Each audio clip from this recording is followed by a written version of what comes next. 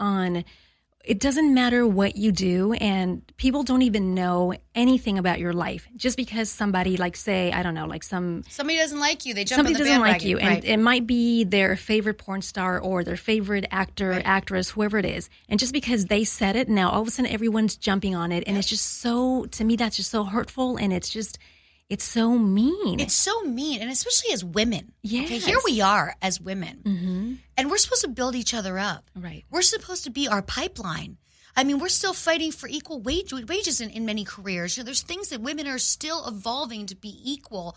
And then when you see women being so catty and so miserable that way, it's like a shocker. But what I came to was it's almost like leaving a gang. Being in porn and getting out, which we haven't seen many people successfully get out. And especially start a secondary career. So what I realized was it was almost like when I left the gang retaliated against me. Mm-hmm. And it was just a bizarre thing. And I'm fine. But it was hurtful to know that I put 24 years Of your into life. people. And I would still like to Yes. go see the wonderful company owners that I knew for years. And I watched their kids grow up, and I knew their lives. You know, you're connected with people. 24 years of my life just got erased because one bully decided to start this fucking war. But you know what? I don't think it's gotten erased. Like, you are still popular. Yes. You are popular. You're number one. Everybody knows who you are. And even since your retirement, you know, like you said, you haven't done any movies. You haven't shot anything. Nope. You are still, everybody knows who you are, and everyone looks you up, and they see your videos, which is, to me, it's amazing. I can't say that about a lot of people. There's only like a handful of porn stars that are retired and that, you know, they're still very, Staying very, power. yeah. And it's interesting now because I have more time to chat with fans and tweeters. And what I hear now that's interesting, and a lot of it is from men, of course, is like, I love that you always had really awesome lingerie for your scenes. And you like, I was always like dripping in accessories because once you're nude, all you have left is your accessories and your shoes. And I still want to pop a little bit, you know, reflect the light, have some color on me. So I was always just dripping. And I always tell people, you can never go wrong with too many accessories in a porno style setting. Even if my girlfriends are dressing up for their husbands, I'm like, put on like 3 necklaces, a bunch of bracelets, because it just looks sexy when your bra starts to come off. But it was the little details. And also, I've always been very healthy. When I first moved out here, I was lucky enough to get a nutritionist and a trainer through the company I was working for because they wanted me to lose a little of my Pennsylvania baby weight. And that changed my life, learning about food and learning that I actually love to work out. I'm one of these lucky people that finds my head is in the best shape if I go to the gym. So that changed my life. And I think keeping my look consistent, never drastically changing my hair, never doing a bunch of tattoos. Like, I kept my fan base growing because I kept my look consistent for them. Do you have any tattoos? Speaking of tattoos. I had one. It's in the book. I had it removed. I saw that one in the back of your neck. It said, I'd rather die than give you control. Yes. It's a 9 Inch Nails riff. So, and there's a picture of it in here. I saw it. And after I got it, you know, it wasn't long after that phase at 21 years old where I was like, boy, I wear my hair in a ponytail a lot at the gym. And these nice people look at me like, it was just kind of gangish looking because it was on my neck. And it became like, within 2 years, I was already researching laser surgery, and it took about 4 years to get it off. So, but you don't have anything aside from what you had in the back of your neck and you had removed. That's it. I don't have any tattoos either. Yep. Like so none. it kept it really simple. And so now I'm considering going back and directing. I'm going to South by Southwest with Fleshlight and Kiru, which are 2 products that I endorse that I love because I think it's unfair that as women we've had walls and walls of sex toys for years, but for men there's a very limited variety. Right. And men masturbate more than women, so they say. I mean, you're not talking about me, but I mean, so they say. Yeah. And I think men should have fun little devices too. We have our drawer. Why shouldn't they have theirs? So I'm going to talk with them about possibly producing some more content for them with, like, in a POV style, so guys can have their favorite star and their favorite fleshlight. But I love what they're about. They're one of the most positive. They are the most positive company I met my entire stay in the business. They're just great people. So I'm thrilled to go out there and see them in Austin for South by Southwest. Now, do you have a fleshlight? I do. You do? Where can I find it? I'll get you some. I have 2. Years ago, they used to do your mouth too. So it was the mouth, vagina, and ass, right? The mouth was so creepy looking.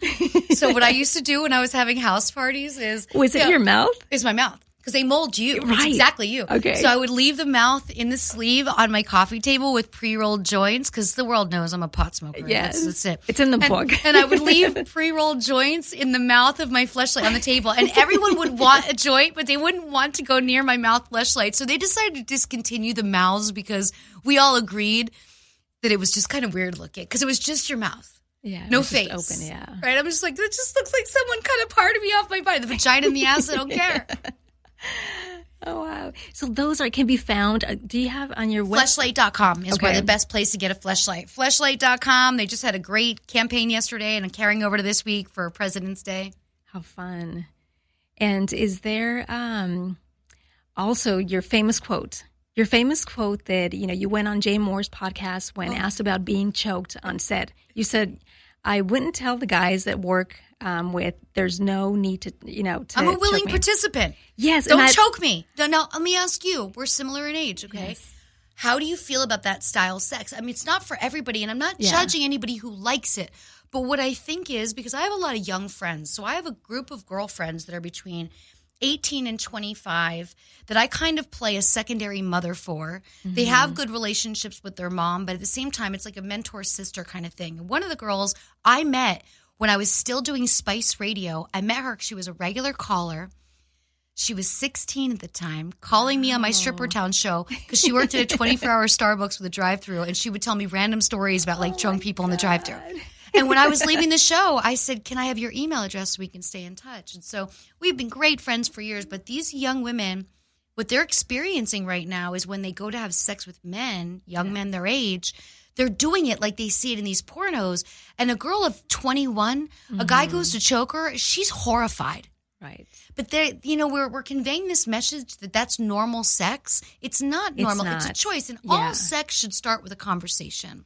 Yes. And I think that's what I loved the most about being a young woman and doing scenes was in the 90s, they would sit you down in a room alone together and they would tell you and your male performer, we need you guys to talk, agree on what you do and don't like, come up with a signal between each other if something's uncomfortable. Yes. And that would be the time where I would say, okay, I'll tap you twice on my leg if something's uncomfortable. I don't really like this side as much as I like this side or whatever. And then the guy would tell me how he likes it stroked and how he likes his blowjobs. Because, of course, we didn't have Viagra in the 90s. No. So we wanted to make sure he was hard, and we also had to keep him hard. Yeah. So even when they were changing the camera and the lighting, because it wasn't a handheld back then, you were keeping your male performer hard. You guys stayed bonded. And I love the openness because I learned so much about different shapes and that all guys like something different. And so even in my personal life, when I'm having sex with somebody, I always have this little conversation beforehand. And when it's the first time, a guy will be like, I've never had a girl like talk to me like this like before. I'm like, well, why not? Why save? Right. Why not end the awkward moment where you're wondering if I'm liking something, if I already told you I do and don't like it, or if I know how you like it held, if I know you like your tip stroked, or if you like it, whatever it is that you like, just let it out. That's what I do all the time. Like I always tell everybody that I do that the same thing. If there's somebody in my life, if it's just someone that it's just going to be strictly a physical relationship, right. I always have to speak to them up front. Yeah. We talk on the phone and I lay down the rules, exactly what I expect from them, right. and what I don't want from right. them.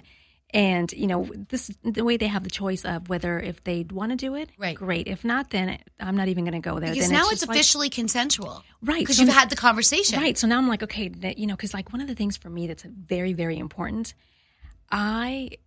oral sex for me. Okay. It's like that is a must. If the guy does not go down, then I'm like, bye-bye. Okay. I'm like, not even. This is a deal breaker for you. Exactly. This is one of your Liz Lemon deal breakers. It's like total deal breaker. And that's why I have the conversation with him. It's like, this is like a must for me. So if you cannot do it, then we're not even, if you can't lick it, you can't stick it. I think my must would probably be kissing. I'm a very affectionate, one-on-one sexual person because for so much of my life on camera, I didn't get to have that connection where you're really kissing a lot and really close to each other because you're opening up for the camera. So if there's any moment where a guy starts to feel me losing interest or like drifting, he knows all he has to do is kiss me gently and touch my face. You know what's very fascinating? If you're just now tuning in, you're listening to the show, and I'm here with Lisa Ann. You could find her on The Real Lisa Ann for Instagram and also Twitter. Yeah. And my website, which I'm currently working on, is thelisaann.com. It's beautiful. It's got all the scenes I've already produced, all the stuff I've already shot, but I've just been doing some upgrades and tinkering lately. Yeah. So what I find like very interesting is for people like comparing like you and I. For me, because I had gone through a phase of where I didn't want a relationship after my divorce. I understand that. I didn't want a relationship. I didn't either. All I wanted was just strictly physical. And my rules were there's no kissing, there's no hugging. Oh my God, that's amazing. Yeah, I was like, okay, we're not allowed. So I would have a conversation with the guy and I would say to him, and this is like doing my face where I had, younger guys. Right. and I love in your book how you refer to them as the year. Yeah. I would refer They're all to the them. Year. 1988 was just over the other night, and I cannot believe I've been fucking this kid since he was 18 years old, and he's now 28 years old. I'm like, where is 27? I'm like, where is time going? Like, I'm watching you grow up in front of my own eyes. It's freaking me the fuck out, It's crazy because I would refer to mine as their age. So if it was like I had 24, I would say like, okay, 24 is coming over tonight. Because when you don't want to get attached, you don't want to name drop, and you don't want people asking about a certain name, and it was just cute. And you know what? All the guys refer to themselves by their year. They'll text me and be like, hey, 1988 wants to come over. Right. And I would just be like, and even I would have them say him as like 24 or whatever age they were. And it was so funny because so for me, it's like I would have a conversation with him. I'd have a conversation and say, look, this is what I'm expecting from you. There's no hugging. There's no kissing. There's no cuddling. I guess you didn't sleep over. Heck no. Hell no.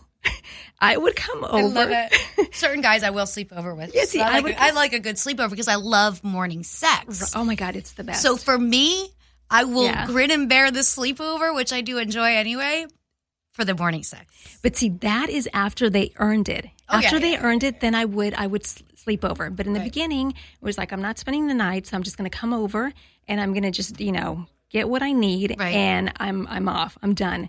And it was pretty good. It lasted, like most of the guys were okay. And I would say, I'm not looking for a relationship. This is all I want. And they're like, oh, you're going to fall in love. And I was like, no, I don't think so. Right. And it would last usually about like 9 months. Because after 9 months, the guy was like, I want more. And I was like, I'm sorry, I got to let you go now. See, I've been really good. I had the porn protection plan. The porn protection plan is when you're doing scenes and every guy knows you don't want to get serious. And also, they don't want to get serious with you while you're doing scenes. So I had that runneth over, which is still nicely running thing over. But I mean, some of the guys in my life, I got divorced at 30. Some of the guys have been in my life since then. So I like to keep my stable. Unless they get into a relationship, and I ask them to always be honest with me, so they'll text me, I'm in a relationship right now. But you know what? 8 months later, they text me back because it didn't work out. I'm like, I'm still here, baby boy. You can come over. But I, was very upfront about it. And also, the great thing with the younger guys for me is they kind of fear you in a sense, and they don't want to push it. You know what I mean? So true. It's a nice comfort zone. I love that because I did have the same thing, the stable of young guys that once they had a girlfriend, they would just kind of like go away. Yep. They disappear, which I'm fine because I'm like, look, I'm not that type of person. I don't play that way. If you have a girlfriend, it's just karmically bad because one day I might want to be in a relationship and I don't want that karma coming back to me. And I also don't want some girl waiting for me to jump me outside my car. I tell guys all the time, if I catch you lying and some trick fucking keys my car, okay, you are dead. You are fucking dead. And I've caught. There's of course the one or two that try to get it by you, but I'm pretty sharp. You know what I mean? I'll go on to some Instagram. I'll do some trolling. You and be like, when we're older, they cannot pull that on us. Not my first rodeo. No. And I'm only doing it to protect the other parties involved. And when I have that talk with them when I first meet about seeing someone, I say the reason I don't want you to cheat on your someone with me is the same reason you shouldn't want her to cheat on you. Right. It's true. It's that simple. Yeah, and it's the same thing that I would do the same thing, and like the same stable of guys that I would have are the same guys that I would keep throughout the years. And of course, like if they would disappear, then that was my sign. Like, okay, they're seeing somebody right now. It's cool. And then, like you said, they always came back, and I was like, okay, it's easy. It's so easy. It's simplistic. It's so simple. Yeah, that's like the best thing. Yeah. We're gonna go to break, and when we come back, we are going to try to dabble a little bit more on some fun stuff that Lisa Ann is doing before we get into our Would You Rather and also a topic. Normally what I do with my guest, we usually do at the end of the show, I ask if it's a guy, are you boxer briefs? Or if it's a female, I'm not doing that with you. With Lisa? Good, because I mix it up comparing I really do wear all different types of underwear, depends what kind of pants I'm wearing. So it's not that easy for me anymore. I can't just say G-string. It's like, well, am I wearing my cargo pants? Because I kind of look a little boy short under those. You know what I mean? No.